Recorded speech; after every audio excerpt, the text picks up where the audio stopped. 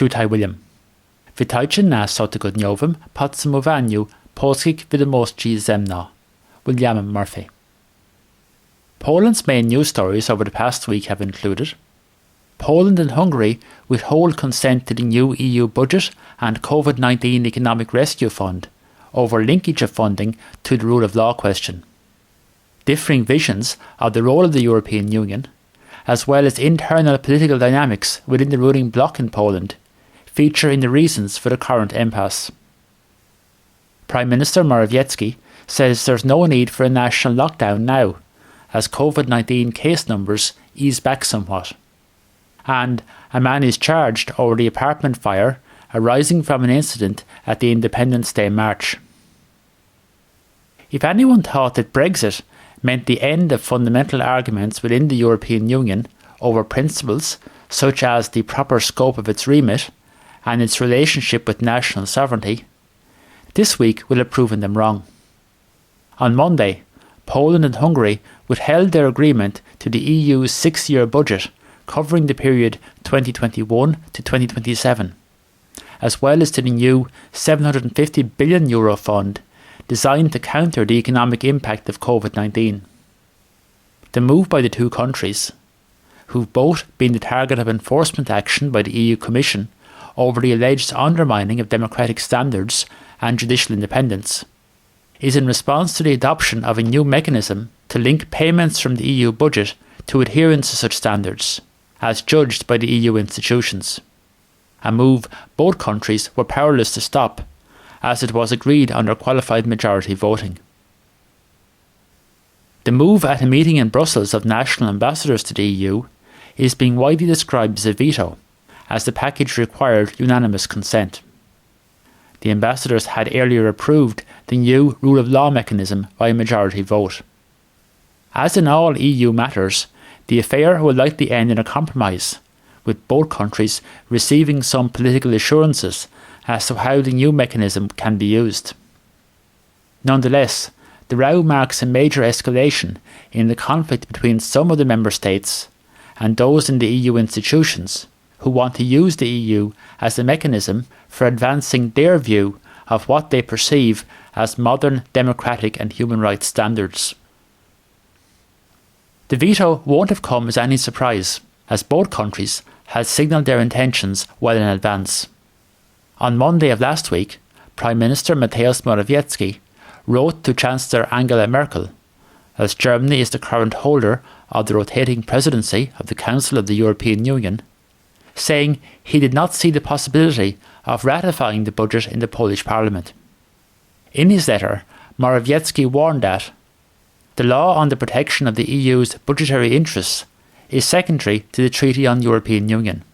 It can neither circumvent, replace nor modify the principles set out in the treaties, including Article 7 of the treaty, and does not allow for discriminatory action against any member state upon a political request of any other member state, the European Parliament or the European Commission. Unfortunately, such discrimination may arise out of the proposed regulation, and that not only violates the treaties, but in itself is a threat to the rule of law in the EU. Poland and Hungary believe the linkage of EU funding to the rule of law agenda is directly aimed at them, and risks undermining their national sovereignty. Both countries have to date protected each other from sanctions under the EU's Article 7 procedure, the official mechanism for dealing with threats to democratic values, by preventing unanimity on sanctions against either country. Formally, the new linkage mechanism is primarily targeted at cases where the undermining of the rule of law poses a threat to the proper dispersal of EU funds, but is capable of wider application. Hungary has reacted even more strongly than Poland. Some would argue that on the issue of the proper allocation of EU funds, Poland has little to fear in that particular respect, as the country has a good record on the proper use of those funds, while there have been claims of systematic abuses in Hungary.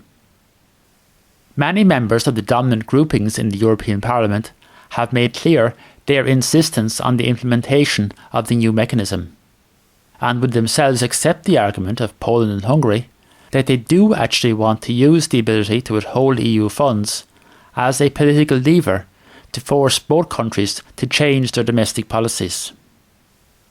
On Tuesday, Poland's Deputy Foreign Minister, Szymon Szynkowski-Welsenk, reiterated that the country would not agree to the linking of EU funding to the rule of law question, saying, "This is a red line that must not be crossed if the financial framework for the coming years is to be agreed." Some observers believe the prospects for success of the Polish veto, beyond the likely receipt of meaningless cosmetic assurances, are limited. Poland is one of the largest net beneficiaries of the 2021 to 2027 budget, whose adoption, unlike that of the COVID-19 Rescue Fund, does not require ratification by national parliaments. The country is also due to be among the top beneficiaries of the Rescue Fund. Poland is unlikely to actually want to derail either tranche of funding.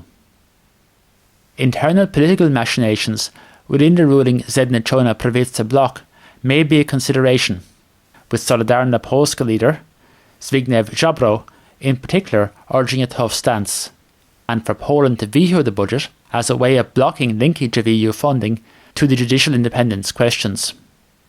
So also reportedly is ruling party leader Jarosław Kaczynski, with Morawiecki himself regarded as more moderate, but now feeling that the EU's approach has left him no choice but to take a tougher line. Last week, a deputy minister from Solidarna Polska, Janusz Kowalski, claimed that the rule of law mechanism is part of a plan for Germany to colonise Poland by violating the EU treaty to take our sovereignty. In comments which help explain the context and some of the Polish government's thinking on the current political situation, President Andrzej Duda told a congress of groups linked to the right-wing Gazeta Polska newspaper that "We know perfectly well that the elites, most often liberal leftist or even with leftist views, are trying at all costs to change the government in Poland." He claimed that, after failing to defeat him in the presidential election, they are now seeking to force early parliamentary elections by attempting to cause social unrest and divisions in the ruling camp. Yesterday, the Slovenian Prime Minister, Janez Janša, was quoted as warning that linking EU funding to the rule of law would mean the end of the European Union.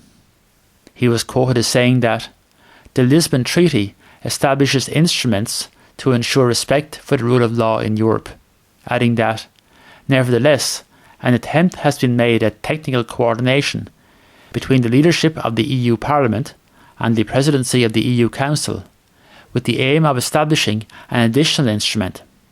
He warned that with this instrument, a majority in the European Council will decide whether the rule of law is respected by a political majority, and that, if that happens, it will be the end of the European Union. Poland appears this week to have stepped back somewhat from the threat of a national lockdown, with new reported daily COVID-19 cases not breaching the 30,000 a day level expected to trigger such a step. On Tuesday, the cabinet minister at the Prime Minister's Chancellery, Michał Dworczyk, claimed that the latest round of measures, which include the closure of many retail outlets in shopping malls, except for grocery stores and pharmacies, as well as even primary education moving online, are working. Dworczyk said that the recent figures show that we have some stabilisation, adding that this stabilisation allows us to be cautious optimists today, looking to the future. Last Friday, Prime Minister Morawiecki said in a Facebook post that at present we do not have to introduce a national quarantine, because the number of new infections had begun to fall for the first time in 2 months.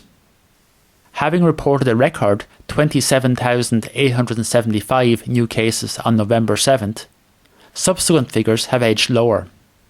Yesterday, Poland reported 19,883 new cases, with 603 deaths, bringing the total since the outbreak commenced in March to 772,823 cases and 11,451 deaths. Wednesday's figure for the number of deaths is the highest to date. The fallout from the violent scenes which marred this year's Independence Day march in Warszawa on November the 11th continued this week. Speaking to Polsat News on Sunday, a senior presidential aide, Andrzej Dera, said this year's event was a very sad picture and blamed the organisers, saying they did not rise to the challenge of ensuring a peaceful event. He said that November 11th should be a holiday that unites all Poles. Police reported that more than 300 people were arrested at the march.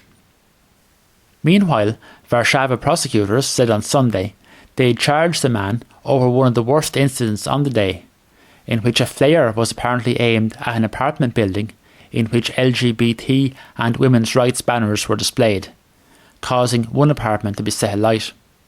A spokeswoman said the suspect was charged with potentially endangering life by throwing a flare at the building, as well as causing damage to property. He's denied the charges. Police said the 36-year-old suspect, who could face up to 8 years in prison if found guilty, was arrested in Białystok as he was preparing to leave the country. Toshisko na ten tydzień.